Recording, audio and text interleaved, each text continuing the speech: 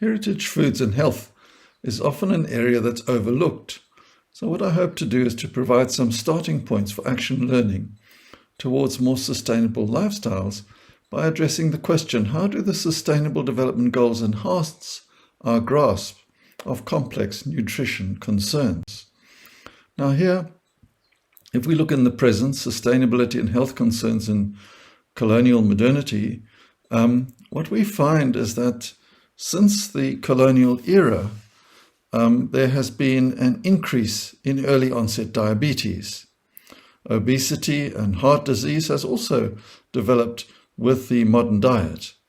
Anemia, iron deficiency, is rife, particularly amongst women, and candida, gut bacteria problems are associated with the modern diet as well. And of course, we have the problem of access to food and hunger. So health concerns are on the rise. And if we go to supermarkets, we can see that there's very little that looks indigenous here or that is related to heritage. And all of the food seems healthy, but if we're able to look at how things have changed, we're able to understand how some of these health risks have emerged. And family and local food production is declining, and there's also a food security risk.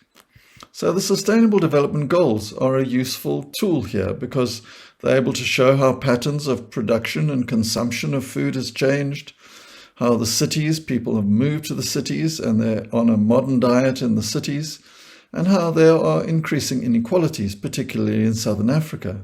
We have poverty and hunger on the increase in Africa in general. You've got health and well-being on the decline, and the need for education. And also these concerns seem to have be associated with women in terms of gender. Many of the health concerns arise there. So in this section, what we hope to do is to look at the question of sufficient quality food to overcome some of these aspects of health that have decreased with the change to the modern diet.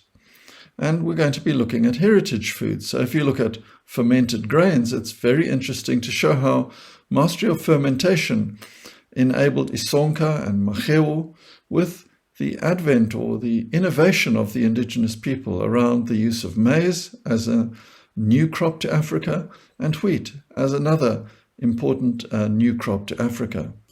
Then, of course, the aged cultured milk, amasi, as a key food for the success of cattle people in southern Africa, and amasi use on the decline as well. Wild greens, imifino, as a very important aspect, particularly for anemia. So what we hope to explore also is the idea of hand washing. Many of us are not hand washing before we have food, but hand washing developed as a way of village communities protecting themselves against pandemic diseases like cholera.